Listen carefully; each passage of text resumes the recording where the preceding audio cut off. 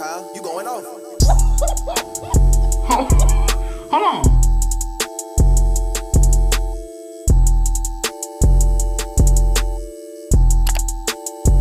You need to leave. Bruh. What's good, y'all? It's your boy Cam back with another YouTube video, and today we're gonna be checking out Thomas Sowell 5 best moments against the left. Before the video starts, smash the like button right now. Subscribe if you're new, because we post it every single day, bro. I was freezing in this room. That's why I had to throw this jacket on. But yeah, like I said, smash the like button. Let's get right into this video, man. Let me blur the screen a little bit. And let's get right into this video, man. What is Thomas Sowell's best moments against the left? This is gonna be good, man. Let's get it. One of Barack Obama's great gifts is the ability to say things that are absolutely absurd and make them sound not only plausible but inspiring.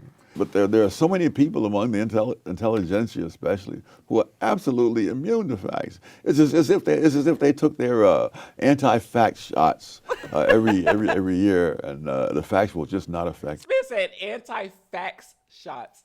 That's hilarious. That's crazy, bro. Thomas Sowell dismantles the left. Let's get it, man. Make sure y'all subscribe, bro. Subscribe. This one be good, man. Let's get it.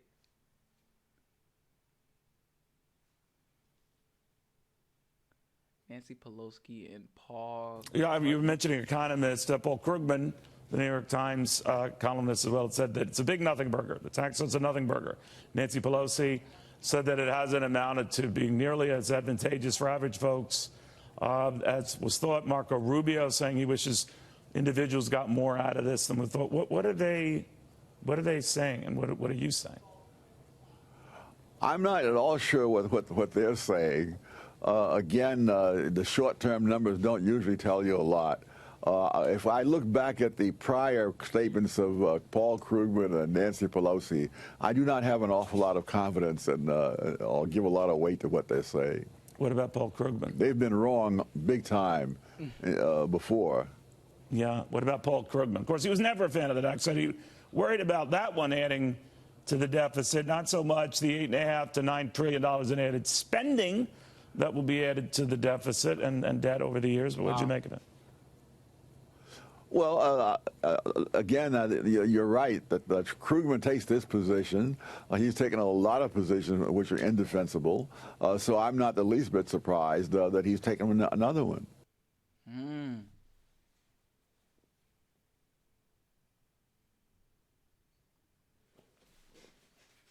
The fatal misstep of intellectuals is assuming that superior ability within a particular realm can be generalized to superior wisdom or morality overall.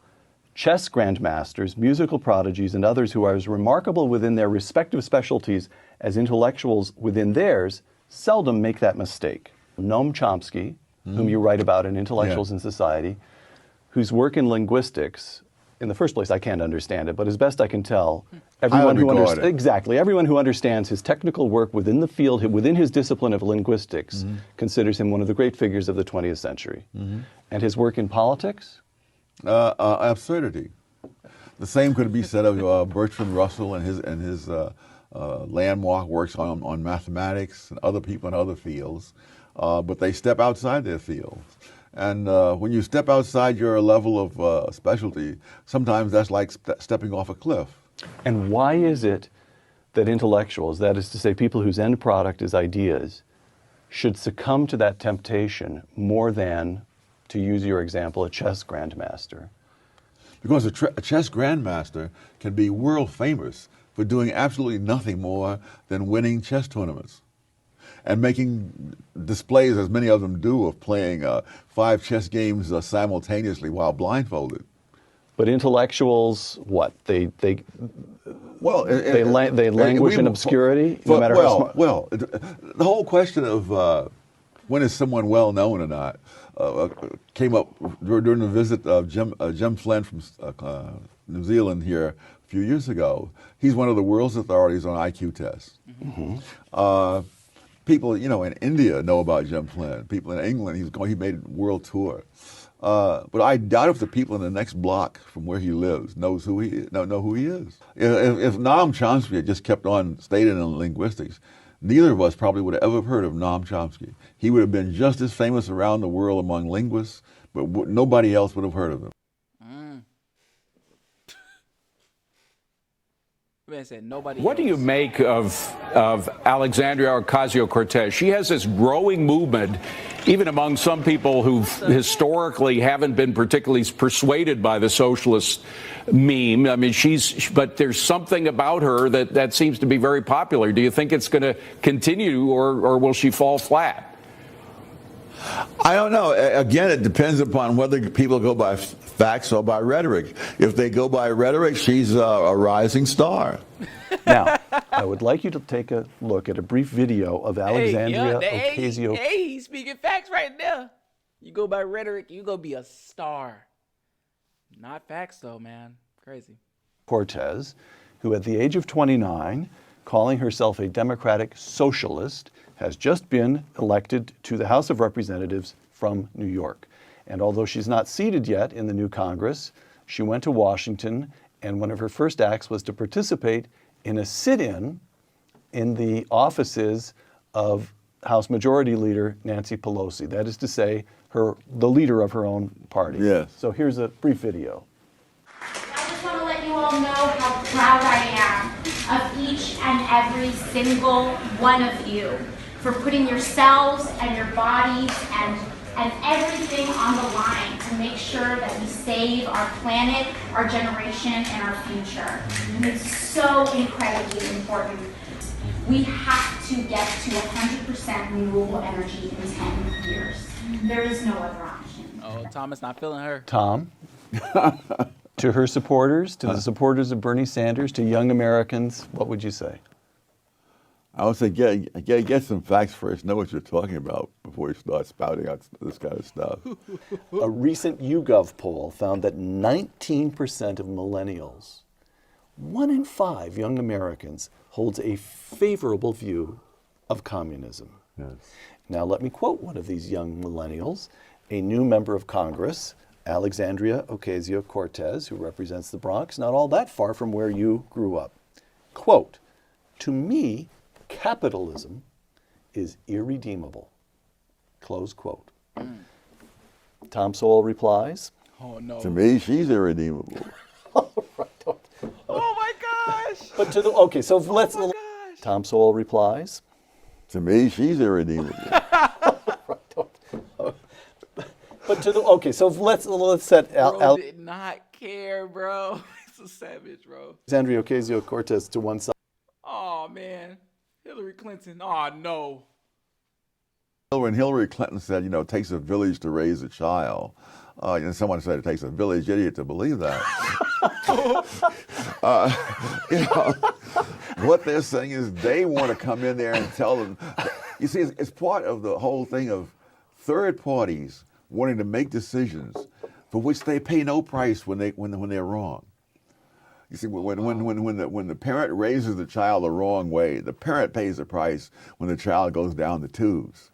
But these third parties can sit back in their wherever they are, Washington or whatever. Yeah. And if the things they tell us turn out to be wrong, it doesn't hurt them. That is true, bro. That's true. That's true. They could just be spouting out stuff, saying what they want. They don't care. Nothing gonna happen to their kids. Nothing gonna happen to them. My attitude is that if the economy is good for folks from the bottom up, it's going to be good for everybody.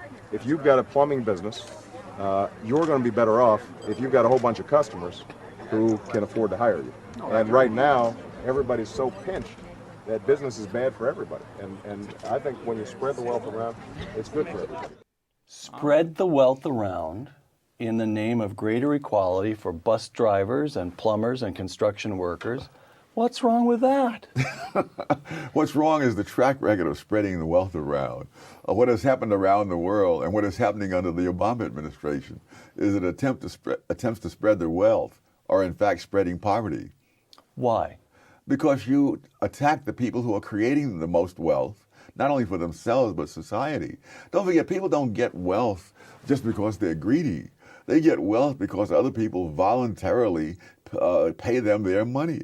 And they voluntarily part with their money only because they're getting something that they consider worth it. Yeah.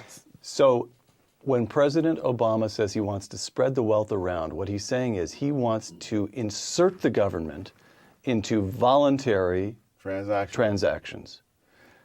Wow. Which doesn't work.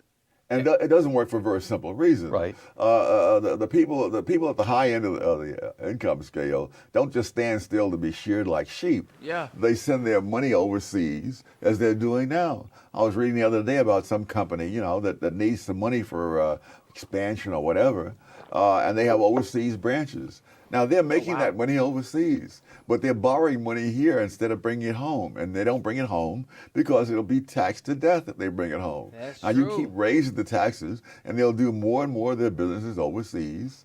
And the jobs that are created will be created overseas. So this is not, whether they have high or low taxes on the rich, is going to affect the rich a lot less than it's going to affect people who are looking for jobs and people who have small businesses like hardware stores and whatnot who can't move overseas. How come you see that and Barack Obama doesn't? Ooh, good question. Oh my goodness! Well, his whole life has been spent among people who have an entirely different vision of the world. Different from ordinary Americans, different from you? Both. All right. And their vision, well, for one thing, it tends to be a one-step vision. They don't say, what are going to be the repercussions of this if I do this? That's true. My gosh. And so they think that we shouldn't have tax cuts for the rich. You see, because the rich. Oh my gosh, that is so true. They don't never think about the consequences. Just do. Don't need it, don't deserve it, and so forth. And their analysis ends there. And it ends there. Right. Yeah. Whereas if you look back through history, you find that when you had very high taxes on upper income people, you didn't collect as much revenues in many cases as you did with lower tax rates. One more video clip, Tom, if you don't mind. It's hard to argue against that. Warren Buffett's secretary shouldn't pay a higher tax rate than Warren Buffett. It is wrong that in the United States of America, a teacher or a nurse or a construction worker who earns $50,000 should pay higher tax rates than somebody pulling in $50 million. Explain why somebody who's making $50 million a year in the financial markets should be paying 15% on their taxes, when a teacher making $50,000 a year is paying more than that, paying a higher rate. They ought to have to answer for that. And if they're pledged to keep that kind of unfairness in place, they should remember the last time I checked, the only pledge that really matters is the pledge we take to uphold the Constitution. See, I see what he was trying to do, cause that sounds horrible. Like, so I see what he was trying to do right there. I see what he's trying to do, but So, by the way, I have to make a what are the consequences of doing that, man? brief factual correction. He referred to Warren Buffett's having made $50 million. Warren Buffett later announced that last year he'd made $62 million. Yeah, well, let's not underestimate Warren Buffett. All right, but the President of the United States kept talking about the prima facie unfairness of a secretary, what did he say, a teacher or a nurse or a construction worker paying a higher rate than a hedge fund manager or one of the richest men in the world, Warren Buffett. Now, there's something to that, isn't there? One of Barack Obama's great gifts is the ability to say things that are absolutely absurd and make them sound not only plausible but inspiring. Yeah. First of all, yeah, he tried to get the people riled up. Like if everybody's in the crowd, they're like, wait, that is true. Why does this teacher pay more than him? Oh, that sucks. Right. Like, so I see what he's trying to do, bro. He's trying to make everybody go crazy. Gifts is the ability to say things that are absolutely absurd and make them sound not only plausible but inspiring. Yeah. First of all, the vast majority of taxes are paid by people in the upper 10% of the income thing. So the whole picture that he's painting there has no relationship to reality. It may well be that if someone has capital gains, that they will pay a lower rate of taxation in a given year. Of course, capital gains are not there in a given year. You may have stock options accumulating over 5 or 10 years, and then in 1 year when you cash them in, that year you have a spike in your income. Right. Yeah. And so the capital gains tax takes into account the fact that this wasn't all earned that particular year, even though you got it that year. Right. So it's ludicrous, but it's very clever ludicrousness. Yeah. Most people don't know that. They just see you make a lot, but I pay more than you. I don't know what you did to get that cash, but it's a lot, and I pay more to you. But it's like, man, wow, that was a good video, man. Man, I like Thomas, bro. But that's the end of the video, bro. If you enjoyed, like, comment, subscribe. He was speaking facts. I don't even know what to say. He was speaking pure facts. Oh my gosh, he did that lady wrong. What is her name? And right here. To me, she's irredeemable. To me, she's irredeemable. Oh wait, hold on. Y'all can't even hear it. Tom Sowell replies. To me, she's irredeemable. All right. He did not have to do her like that, bro. To me, she's irredeemable. Wow. But yeah, man, that's the end of the video. If you enjoyed, like, comment, subscribe. Let me know in the comments below. What else should I check out about Thomas Sowell? I've been saying his name wrong. Y'all finally told me. Sowell. Thomas Sowell. That's the end of the video. Smash the like button, subscribe if you're new, and I'll see y'all in the next video, man. Peace.